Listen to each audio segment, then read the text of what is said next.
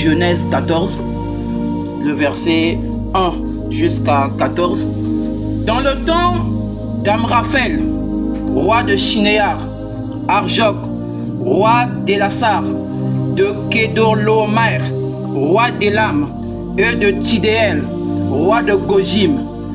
Il arriva qu'ils firent la guerre à Béra, roi de Sodome, à Birsha, roi de Gomorre, à Shinéad, roi d'Abma, à Sheméber, roi de Tseboïm, et au roi de Béla qui est à Tsoar.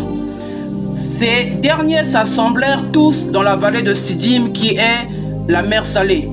Pendant 12 ans, ils avaient été soumis à Kedorlaomer et la 13e année, ils s'étaient révoltés.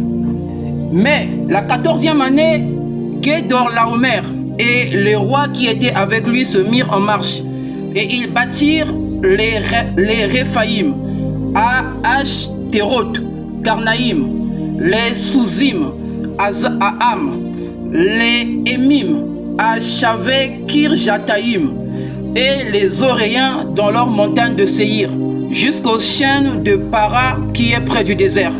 Puis ils s'en retournèrent vers Mishpat qui est à Kadès et bâtirent les Amalécites sur tout leur territoire ainsi que les Amoréens établis à Hatsaton Tamar.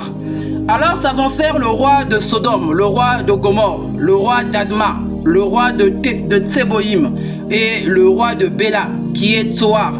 Et ils se rangèrent en bataille contre eux dans la vallée de Siddim, contre Kedorlaomer, roi d'Élam, Tidéal, roi de Gojim, Amraphel, roi de Shinéar et Arjok, roi d'Élassar. 4 rois contre 5. La vallée de Siddim était couverte de puits de bitume. Le roi de Sodome et celui de Gomorre prirent la fuite et y tombèrent, le reste s'enfuit vers la montagne. Les vainqueurs enlevèrent toutes les richesses de Sodome et de Gomorre et toutes leurs provisions et y s'en allèrent. Ils enlevèrent aussi avec ses biens Lot, fils de frère d'Abram, qui demeurait à Sodome, et ils s'en allèrent. Un fuyard vint annoncer à Abram l'Hébreu. Celui-ci habitait parmi les chiens de Mamré, l'Amoréen frère d'Eshcol et frère d'Aner, qui avait fait alliance avec Abram. Dès qu'Abram eut appris que son frère avait été fait prisonnier, il arma 318 de ses plus braves serviteurs, nés dans sa maison, et il poursuivit les rois jusqu'à Dan. Amen. C'était une longue lecture, avec des noms bizarres.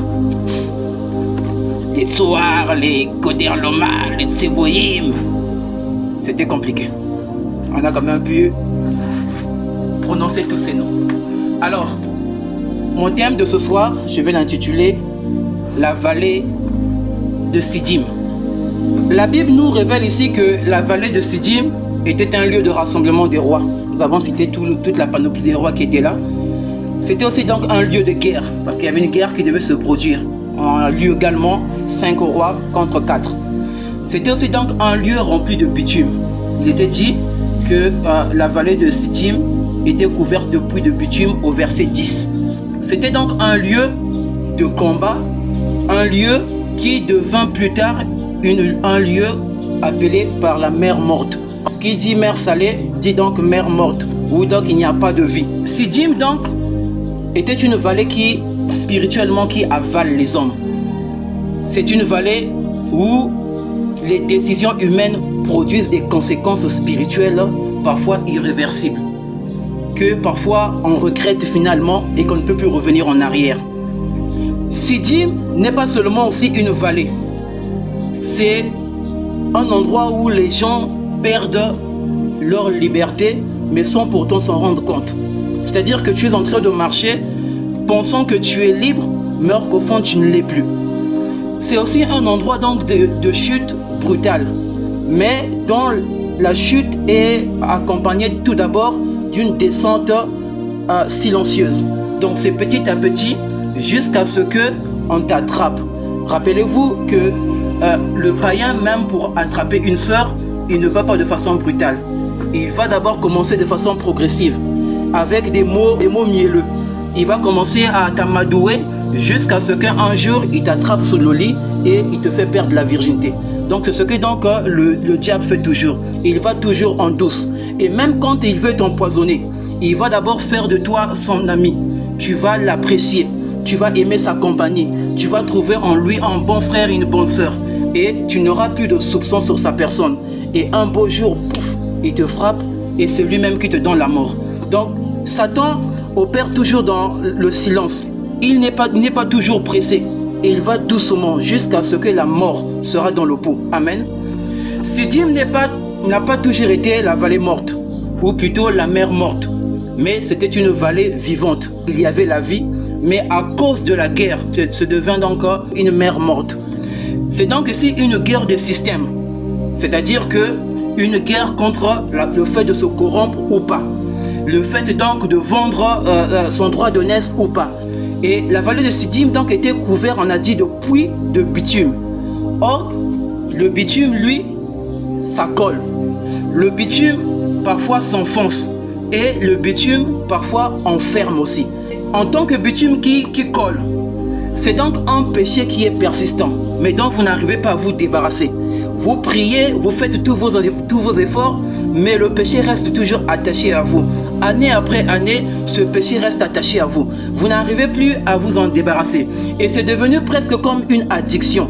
Donc difficile vraiment de pouvoir s'en débarrasser si Dieu n'intervient pas vraiment. Et dans ce qui enfonce, donc c'est une oppression spirituelle qui enfonce vers le bas. Et cette oppression est tellement forte que vous n'arrivez pas à vous relever. Toutes les fois que vous essayez, mais il y a une force qui vous tire toujours vers le bas. Le bitume, ça enferme. Donc c'est une difficulté dont on a la peine à se libérer. Peu importe ce qu'on fait, on a vraiment la peine à se libérer.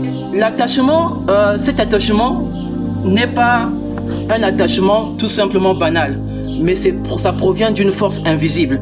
Et ça provient donc par un mauvais esprit. Cela peut provenir par un esprit des eaux, cela peut provenir par un esprit des grottes, cela peut provenir par un esprit de forain, ainsi qu'un esprit de l'air. Les forces sont toujours présentes et elles sont là seulement pour t'attacher, pour ne pas te permettre que tu puisses vivre dans la liberté, pour t'empêcher de vivre dans la sainteté. Amen. On a dit ici que il y avait donc toutes ces personnes-là que nous avons citées qui s'étaient retrouvées là à la vallée de Sidim. La vallée de Sidim, c'est donc un endroit où beaucoup de gens rentrent, mais peu en sortent libres. C'est une voie qui est empruntée par beaucoup de gens, mais pour en sortir, c'est très difficile. Dans la Bible, quand on parle d'un puits, un puits d'eau, cela montre déjà que c'est une réalité spirituelle qui est cachée dans ce puits. Parce que tous les puits d'eau, même ce que vous voyez ici là, tous ceux qui sont sorciers à travers le puits peuvent voyager dans un autre monde. Mais ici, le puits, c'était un puits de bitume. Donc cela veut dire ici que ce sont des hôtels négatifs qui avaient été bâtis. Parfois par nos aïeux, parfois par nos pères, nos grands-mères qui ont bâti des hôtels, mais qui jouent en notre défaveur. Ce sont aussi des portes d'enchaînement où tu ne peux donc pas aller de l'avant. Tu tournes toujours en rond. Des points de capture donc spirituels. Donc un point de bitume, un puits de bitume est donc un point de capture spirituelle. Cette vallée est donc vallée des chutes. Au verset 10 de notre chapitre 14 de Genèse, il avait été dit que le roi de Sodome et de Gomorrhe prirent la fuite et y tombèrent.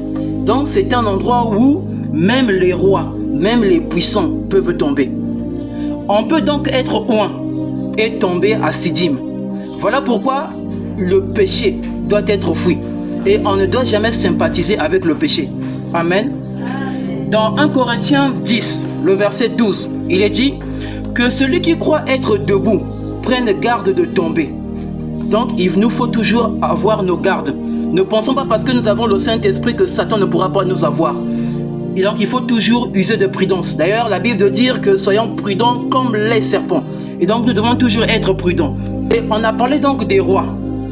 Plusieurs noms qui ont été donnés, mais j'ai relevé seulement quelques noms. Les noms donc, qui ont été donnés ne sont pas donc des noms juste pris au hasard. Dieu ne fait pas des choses au hasard. Mais quand il fait quelque chose, il le fait pour un but. Nous avons vu là-bas un roi qu'on avait appelé Kedorlaomer, si vous vous en souvenez.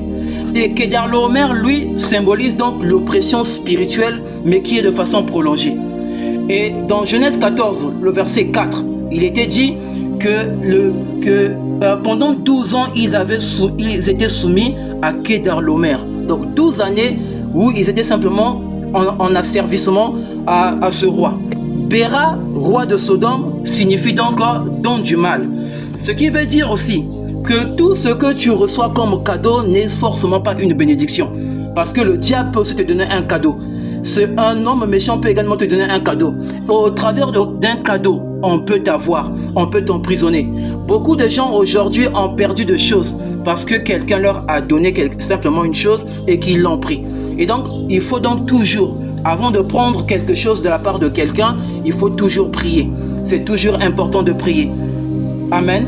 Nous avons aussi vu un autre roi, celui-là, le roi de Gomorrhe, qui s'appelait Birsha. Et celui-là signifie donc la méchanceté. Dans ce monde, nous avons des gens méchants. Des gens parfois qui peuvent la journée rire avec vous, mais dans la nuit commencent donc à prononcer des paroles. Ou même dans la journée manifestent des comportements même de dédain. Dieu, c'est lui-même qui vous emmène directement parfois à Sidim, qui vous emmène parfois dans une certaine difficulté. Mais c'est simplement pour vouloir manifester ce qu'il est. Pour que vous puissiez comprendre qu'il est réellement un sauveur. Parce que si vous n'êtes pas perdu, vous ne serez pas apprécié son titre de sauveur. Si vous n'êtes pas malade, vous ne serez pas apprécié la guérison. Alors Dieu doit vous faire passer par quelque chose afin que vous appréciez ce Dieu-là. Amen. La chute est aussi liée donc à l'environnement. Tout se passe donc à la vallée de Sidim. Ton environnement aussi donc peut te pousser vers la chute. Voilà pourquoi il faut faire attention au genre de fréquentation que nous avons, au genre d'endroit où nous tenons. Toi, enfant de Dieu, quand on t'invite dans un bar, tu sais que toi, en tant qu'enfant de Dieu, tu ne peux pas rentrer dans un bar. Tu dis simplement à la personne qui t'a invité, je suis chrétien, mais je ne peux pas aller à tel endroit. Un frère qui t'invite dans un hôtel, tu dis simplement que non, tu ne peux pas m'inviter à un hôtel, trouvons un endroit qui est plus public. Un pasteur même qui t'invite, non, j'ai entretien avec toi, mais allons le passer à l'hôtel. Dis non, pasteur, allons dans ton bureau, tu as un bureau là-bas, et allons pour que nous passions cet entretien. Alors, faites donc très attention à la ruse, parce qu'il peut porter même la peau d'un pasteur, il peut porter la peau d'un frère doux, il peut porter la peau d'une sœur douce, et pour pouvoir t'avoir, il faut donc toujours être sous ses gardes, et contrôler toujours les environnements. Veillez toujours aux endroits où vous êtes, afin que cela ne devienne pas un endroit de chute. Amen. Et donc Lot était victime d'un mauvais choix. Rappelez-vous qu'il avait choisi de pouvoir vivre à Sodome. Il est donc victime d'un mauvais choix. Et à cause de ce choix, qui était un choix de la facilité, qui était un choix d'une prospérité apparente, mais cela lui coûta de pouvoir donc être captif à Sidim. Nous devons donc faire des choix, non pas par nous-mêmes, mais faire des choix selon Dieu. Même si la chose devant toi est présentée dans son meilleur jour, même si devant toi il y a deux emplois, l'un est payé à 2 millions et l'autre est payé simplement à 600 000. Ce qui frappe les yeux n'est pas forcément ce que Dieu veut de toi. Parce que quand tu accepteras celui de 2 millions, ça te créera parfois des ennuis plus tard. Mais celui de 600 000 sera pour toi source de paix. Ainsi donc, nous devons toujours être conduits par le Seigneur et non pas par nos sentiments. Amen. Il faut donc faire aussi attention aux yeux, parce que le piège commence toujours par la convoitise des yeux. Donc, il faut toujours faire attention à cela. Donc, Sidim n'est pas un lieu ici où l'on tombe, je disais donc brusquement, mais c'est un lieu vers lequel aussi on est attiré petit à petit. Et le diable ne commence pas par te lier, mais il commence d'abord, comme je disais, par te séduire. Rappelez-vous de Ève. Ève dit ceci dans Genèse 3, le verset 6. Elle dit ceci: Ève vit que le fruit était agréable. Donc c'était d'abord par une séduction. Après la séduction, on l'a eu et voilà donc le chaos est rentré dans l'humanité. On a parlé aussi de 12 ans d'asservissement, si vous vous rappelez. Et donc cela parle aussi d'un cycle spirituel d'emprisonnement. C'est-à-dire que vous faites la même chose, mais année après année, vous tournez simplement en rond. Sidim donc ici devient toute une vallée de captivité. J'ai dit que Lot était retenu à Siddim. Donc Siddim devient toute une vallée de captivité. Et quand tu es en captivité, c'est toute une humiliation. Quand quelqu'un est en captivité, que cela soit dans les finances, que cela soit dans la prostitution, que cela soit dans ceci ou cela, toute captivité est une humiliation. Siddim donc est un lieu de cycle répétitif et d'oppression prolongée. Donc tous les jours, chaque année, chaque mois, il y a toujours une oppression prolongée. Et certains combats que tu vis n'est pas nouveau. Cela ne commence pas maintenant, mais cela commence parfois du fait d'un cycle non brisé il y a très longtemps. Et voilà pourquoi donc année après année, tu vis simplement la même chose. La chute aussi commence par le manque de discernement. Quand vous ne savez pas discerner le vrai du faux, alors vous tombez aussi dans la chute. Il est dit là-bas que les rois, ils combattaient, mais ils ignoraient le terrain. Et donc beaucoup aussi prient, mais ne discernent pas Siddim. Siddim, on a dit dans notre verset 3, il était dit que Siddim, qui est la mer salée, si vous vous rappelez. Donc une mer salée, c'était un lieu, je disais donc, de stérilité, où l'on n'a pas une production. Et Siddim donc peut devenir pour toi un lieu où tu n'es pas productif. Quand tu es dans une classe donnée, tu es toujours dans cette classe, après même 5 ans, 10 ans, tu es toujours dans la même classe. Tu es également dans Siddim, un lieu donc de stérilité qui ne produit pas la vie. Quand tu es tout simplement dans la même situation après tant d'années, tu es donc dans un lieu de stérilité. Tu ne peux pas donc produire la vie. Amen. Siddim est l'image d'une vie où l'on peut recevoir, mais on ne donne plus. C'est l'image aussi de ce qu'on peut entendre, mais on ne change plus. C'est une image aussi, on peut vivre, mais on est intérieurement mort. Ça veut dire quoi? Que tu peux recevoir donc la parole, mais tu ne produis pas la vie de Dieu au retour. Tu entends la parole de Dieu, mais ta vie ne se transforme pas, ta vie ne change pas. Tu sembles vivre la parole, tu portes des longues jupes, tu portes des longues robes, tu mets une chemise dont le col est complètement serré jusqu'au cou. Mais intérieurement, tu es complètement mort. Ce n'est que de l'apparence de la piété. Tu avances tout simplement comme ça, mais intérieurement, tu es mort. On peut t'appeler frère par l'extérieur, mais au-dedans de toi, Dieu ne t'appelle pas frère. Parce qu'en toi, il y a l'hypocrisie. Quand tu es ici, au milieu de l'église, tu es une sœur, tu chantes. Mais dès que tu es hors l'église, tu es un grand païen, une grande païenne. Et tu manifestes tout simplement tes fruits. Amen. Écoutez mes bien-aimés. C'est vrai que la vallée de Siddim est une vallée où la mort règne, mais toutefois, je viens vous dire ce soir qu'il y a de l'espoir quand même. Pour tous ceux qui croient en Christ, il y a de l'espoir. Là où Siddim enferme, Christ lui vient pour libérer. Et dans Luc 4, le verset 18, il est dit: « Il m'a envoyé pour proclamer aux captifs la délivrance. » Voilà donc la mission du Christ. Et Abraham était toute une image de Christ. Rappelez-vous qu'Abraham était allé délivrer Lot, qui se trouvait à Siddim. Et nous aussi, Jésus vient dans notre Siddim et il vient pour nous délivrer. Il vient combattre pour nous. Il vient nous libérer et il vient restaurer notre vie. Et Jésus donc est le véritable libérateur de Siddim. Amen. Vous aurez donc une délivrance par l'intervention divine même là à Siddim. Lot ne s'est pas libéré lui-même. Donc ce n'est pas par l'effort d'un être humain. Ce n'est pas par votre effort. Rappelez-vous dans ce que nous avons lu que Abraham prit 318 serviteurs. Quand nous prenons le chiffre 318 en code numérique hébraïque, cela est lié à Eliezer.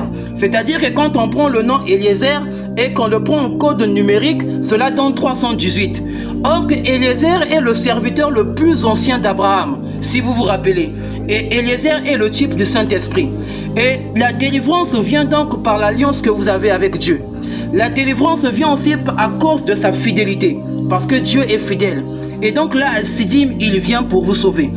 Dans Jean 8, le verset 36, il est dit: « Si le Fils vous a franchi, vous serez réellement libre. » Et donc voilà ce que Dieu vient faire. Les puits de bitume, aujourd'hui, c'est donc les péchés cachés. C'est aussi la dépendance, c'est aussi donc les relations toxiques. C'est aussi les vies chrétiennes stagnantes. C'est aussi un orgueil spirituel. Parfois, pensons connaître plus que le pasteur. La chute, comme je le disais, vient par un environnement. Mais un environnement parfois contaminé. Vous pouvez vous retrouver dans un endroit où l'environnement est souillé, où l'environnement est complètement contaminé. Et ça, nous pouvons le lire dans Psaume 1, le verset 1. Il est dit « Heureux l'homme qui ne marche pas selon le conseil des méchants et qui ne s'assit pas en compagnie des moqueurs. » Donc voyons que l'environnement contaminé peut être aussi là où sont les méchants, là où sont les moqueurs. Et là, un fils ou une fille de Dieu ne peut pas se retrouver là. La Bible dit dans Proverbe 13, le verset 20, « Celui qui fréquente les sages devient sage. » Donc les environnements sont contaminés. Et donc veillons aux environnements où nous sommes. Et nous avons aussi parfois des maisons qui ne nous permettent pas parfois de décoller, où l'environnement est complètement noirci, où il y a des esprits qui sillonnent par-ci par-là, et même quand vous voulez vous élever dans la prière, vous avez une lourdeur, à cause donc d'une parcelle, à cause d'une maison où vous êtes. Donc les environnements sont souvent contaminés. Amen. Dieu fait donc cet appel aujourd'hui. Il fait cet appel dans Ésaïe 61, le verset 1. Il est dit, « L'Esprit de Dieu, l'Esprit du Seigneur, l'Éternel est sur moi, car l'Éternel m'a oint pour porter des bonnes nouvelles aux malheureux. Il m'a envoyé pour guérir ceux qui ont le cœur brisé, pour proclamer la liberté aux captifs et les prisonniers la délivrance. » Donc voici donc l'appel que Dieu fait. Et à toi maintenant donc d'accepter ce qu'il offre. Et donc ce soir, par la foi, reçois donc ta délivrance. Par la foi, reçois ta restauration. Et par la foi, reçois le réveil qu'il t'accorde ce soir. Amen. Tu es donc peut-être à Sidim, mais Sidim n'est pas ta destination finale. Dieu t'attend ailleurs. Dieu t'attend quelque part d'autre. Et donc tu dois quitter Sidim. Ne demeure surtout pas à Sidim. Et ce soir, chacun de nous devra dire, je sors des vallées de pièges. Je refuse les alliances toxiques. Je quitte les lieux de chute.